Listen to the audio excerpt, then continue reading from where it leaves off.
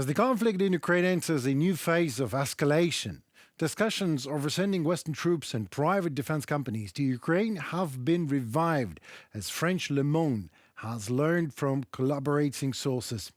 These are sensitive discussions, most of which are classified, relaunched in light of a potential American withdrawal of support for Kyiv once Donald Trump takes office on January 20th, 2025. The debate about sending troops to Ukraine, which French President Emmanuel Macron initiated at a meeting between Kyiv's allies in Paris in February, was strongly opposed by some European countries led by Germany, or better said, Olaf Scholz. However, it was relaunched in recent weeks thanks to the visit to France of the UK Prime Minister Keir Starmer for the November 11th commemorations.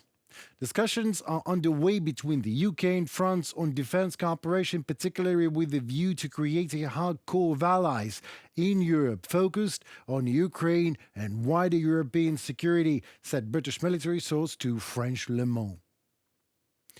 These are comments in line with those made by the French Foreign Minister Jean-Noël Barrot on a visit to London. In an interview with BBC, he called on Western allies to, I quote, not set and express red lines in the support for Ukraine. When asked about the possibility of sending French troops into field, he declared, we do not discard any option.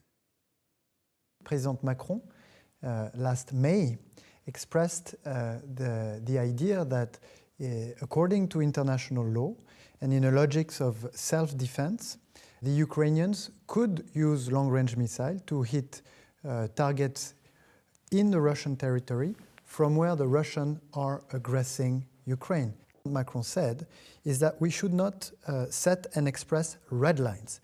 We should set a strategic ambiguity and not say what we ought or what we ought not to do.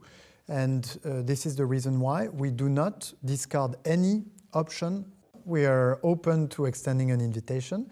And so in our discussions with friends and allies of Ukraine, we are working to get them closer to our positions. The French Ministry of the Armed Forces and the Élysée Palace have not yet given the green light to the deployment of conventional troops or private contractors, but for several months by now, such proposals have clearly been on the table. One of these concerns, Defence Council International, DCI, the Ministry of the Armed Forces, main operator for monitoring French arms exports, contracts and transferring related military know-how.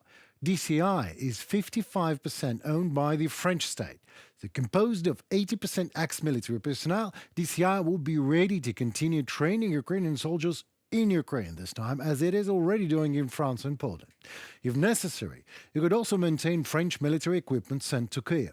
To this end, DCI has been approached by BEBOC, its British counterpart already present in Ukraine, to share the latter's local facility.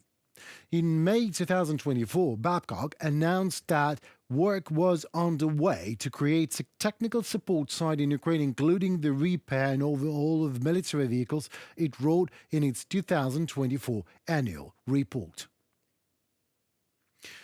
What can I even say here?